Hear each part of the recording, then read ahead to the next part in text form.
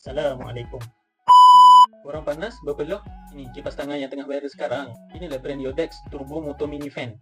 Kecil, comel, tapi power macam kipas besar. Jom kita buka. Tempat on dia kat sini. Dia ada 199 level pelajaran. Boleh setting daripada sepoi-sepoi bahasa sampailah yang paling kuat 199. Tengok ni, smart LED display dia. Boleh nampak speed level dia dengan bateri yang sangat jelas tau. Nampak premium sangat. Yang ni bateri dia besar tau, 3600 mAh. Boleh tahan lama jugalah, sesuai bawa pergi kerja ke, travel ke, main gym ke sekolah pun boleh. Lepas tu dia ada safety tau. Button untuk on dia ni jenis on off, bukan jenis button tau.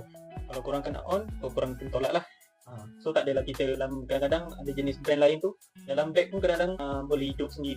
Harga pun murah tau sekarang. Lagi-lagi 12 ni. Dapat free shipping lagi. Apa lagi, korang tekanlah beg kuning.